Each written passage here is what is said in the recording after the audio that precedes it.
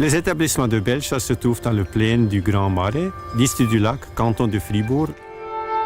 Nous sommes responsables pour 200 détenus que nous gérons et sécurisons avec 130 places de travail à plein temps. Et dans ce contexte, nous entretenons 82 bâtiments. Ich kann mir vorstellen, dass die Zukunft darauf ausgerichtet sein muss, dass man wirklich spezifisch auf die Gefangenen eingeht. Weil wenn wir jedem einfach das Standardprodukt überstülpen, dann gibt es Standard und die Leute sind verschieden, diese Gefangenen sind verschieden.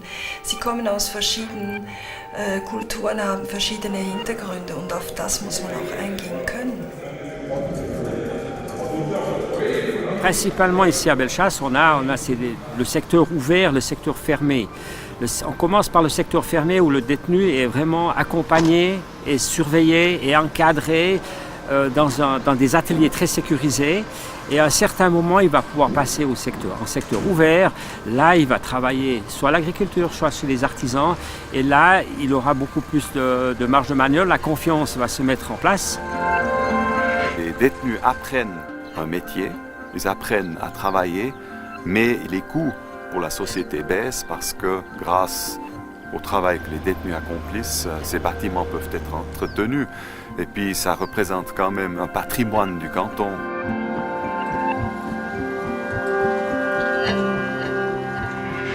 Donc le passage obligé pour tout nouvel arrivant à Bellechasse, c'est une cellule triple. On veille à avoir un œil attentif en fonction des origines, pour qu'il n'y ait pas de problème de cohabitation entre les détenus.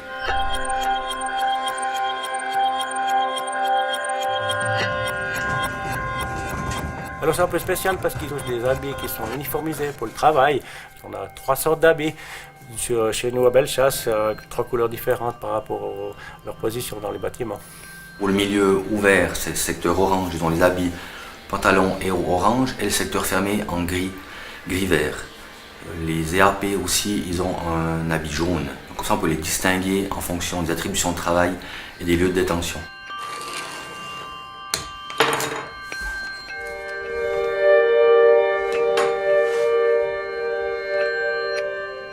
La première fois que je suis arrivé, c'était, pour moi, j'avais la rage, quoi. J'ai dit ça y est, quoi. Pour moi, c'était la fin. Le moment qu'on entend la porte se fermer, la grosse clé qui ferme la porte, on sait que on peut pas dire tiens, je vais boire un verre maintenant, je vais sortir pour aller boire un verre au bistrot. Non, on sait que la porte, elle va pas plus loin, quoi. Elle est fermée et puis c'est pas nous qu'on peut l'ouvrir.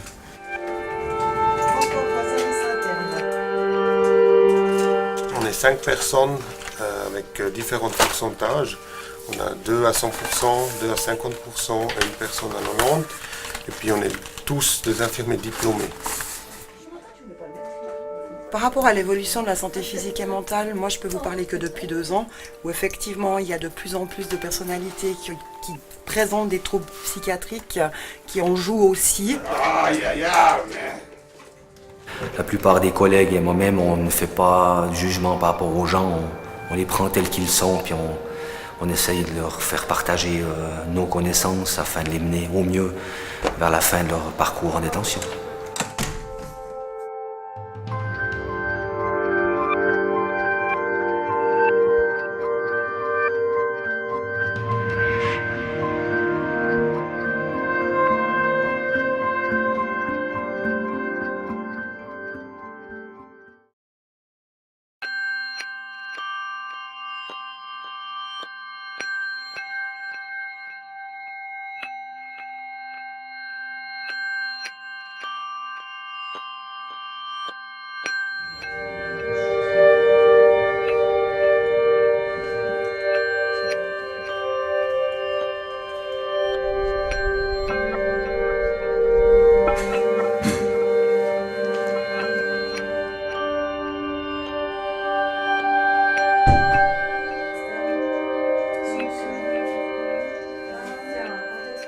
Dans le cadre du plan d'exécution de la sanction, on va procéder à une évaluation du risque de récidive. Et puis, c'est une analyse qui est complexe, mais qui fait aussi partie des enjeux futurs en lien avec la prévention des risques de récidive. Nous faisons tout ce qui est possible pour éviter des événements graves, des atteintes à la sécurité, soit pendant l'exécution de la peine, soit une fois que les détenus sortent.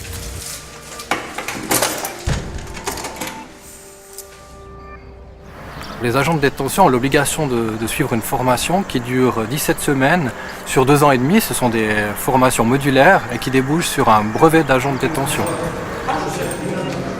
Notre personnel est une seule arme, c'est le courage. Il n'y a pas d'armes, ce serait trop compliqué dans un pénitencier dans les armes parce qu'en fait ça créerait une cascade. Hein. Si on a un couteau, l'autre aura un couteau, etc. C'est clair que le détenu est pris en charge de A à Z, il n'a pas la liberté de ses mouvements. On a des principes de sécurité pour aller à l'extérieur, on doit toujours faire appel à la centrale pour y accéder. Pour moi, ça va de sens que le détenu ne peut pas aller où il veut, quand il veut. On a justement ce devoir d'accompagnement, de savoir tout le temps où il se trouve. La sécurité, elle est partout. On a une sécurité extérieure, on a une sécurité aussi à l'intérieur des bâtiments, sécurité personnelle pour nous. C'est une de nos missions, donc la protection de la population également. Donc c'est pour ça qu'on a ce cadre sécuritaire, donc barbelé, sécurité passive qu'on appelle ça. Ou bien qui nous confirme la présence qu'il y a un détenu avec nous. Dans la sécurité passive, on a aussi des caméras, des installations assez pointues de détection de mouvements, des caméras infrarouges, des bâtiments qui ont des barreaux. Voilà, là on arrive dans la zone des cachots proprement dit. C'est la prison de la prison. Enfin, c'est le moyen ultime de punir chez nous. On a tout un catalogue de sanctions, hein, c'est progressif. En principe, ça part d'un avertissement au départ.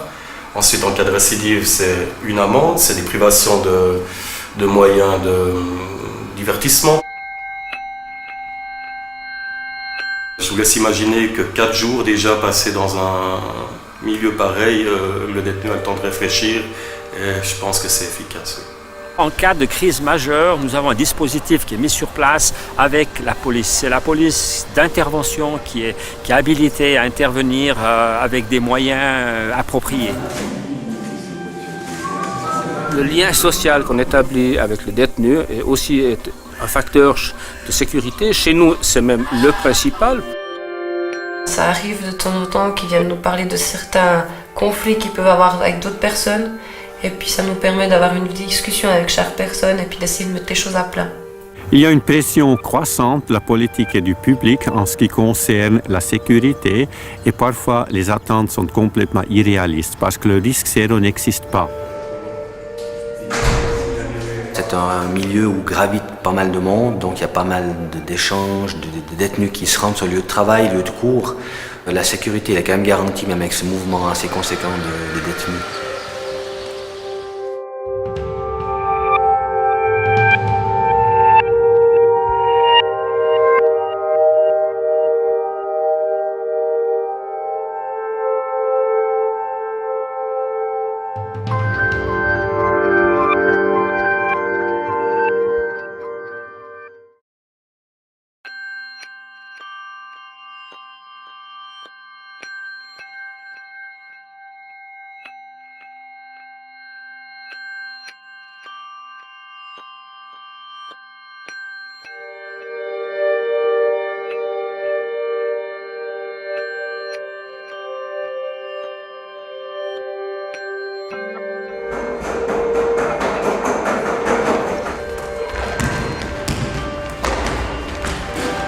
Weil wenn wir keine Risiken hier eingehen, wird man die Risiken nach dem Vollzug ins Auge fassen müssen.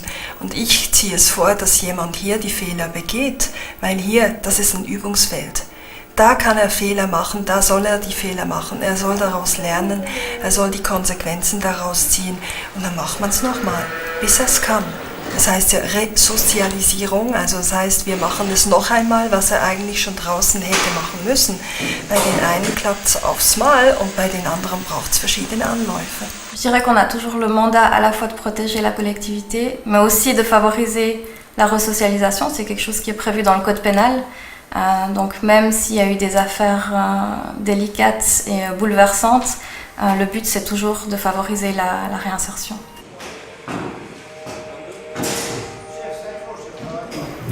Or ici, on a nos ateliers sécurisés du bâtiment cellulaire. Donc on fait différents travaux, on a tous des détenus qui sont en exécution de peine et on travaille pour des entreprises de la région. Le but, c'est de leur apprendre un peu les règles, comme la plupart, ils n'ont pas travaillé, donc on leur apprend les règles, un peu ce qui se passe, pour que s'ils sortent, qu'ils puissent avoir quelque chose, quelques repères dehors pour pouvoir évoluer et puis pas récidiver.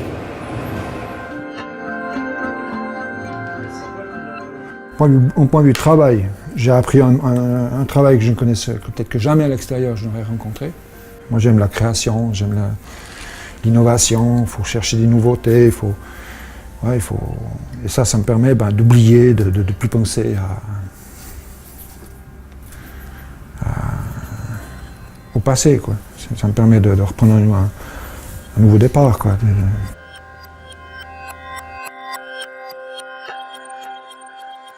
On a toujours augmenté le nombre au fil des années, les détenus et le personnel. Et on a toujours gardé la même philosophie, c'est-à-dire de construire Bellechasse avec les détenus et des employés qui sont en même temps artisans et gardiens.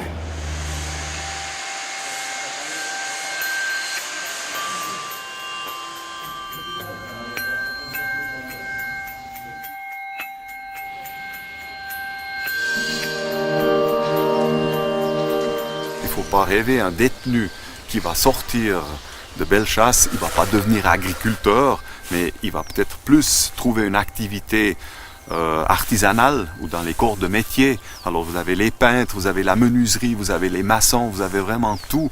Et ça c'est quand même génial parce que ça nous aide vraiment à offrir des places très très variées pour le détenu. Et grâce à nos projets innovateurs, nous souhaitons mettre à disposition nos moyens de production en faveur du développement d'une agriculture dans la région. Le travail qu'ils font au stand de traite, il a des répercussions directes sur le lait qu'ils boivent à la cuisine.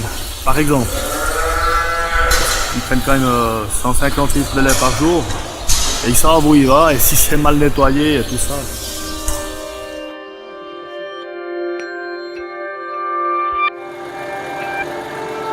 Il y a des gens de l'extérieur qui viennent et puis ça, je pense que ça habitue aussi les gens qui ont été peut-être enfermés assez longtemps à revoir d'autres personnes qu'ils ne voient pas tous les jours. Le lien avec l'extérieur, il est important parce que pas forcément tout le monde ne connaît le système typiquement suisse ou bien le système juridique qui est quand même relativement compliqué. Alors c'est important d'avoir une personne qui puisse expliquer ou faire les démarches avec eux.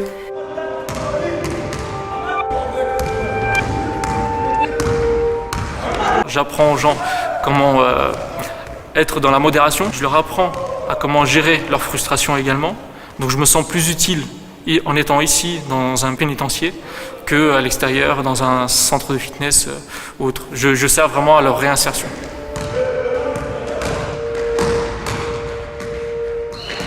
Les gens, comme moi avant d'être ici à Bellechasse, ont l'image de la prison que par le cinéma. Et cette image, elle est complètement faussée. C'est-à-dire qu'en Suisse, on a resté à des prisons humaines, on a le respect des gens, on a le but et la réinsertion des personnes en détention. Même catégorie, on a remis... Le public et la politique, ils ne cessent pas d'augmenter les exigences, les attentes vis-à-vis de nos succès de resocialisation et de la sécurité. Et en moyen terme, on ne pourra pas le faire sans avoir plus de ressources.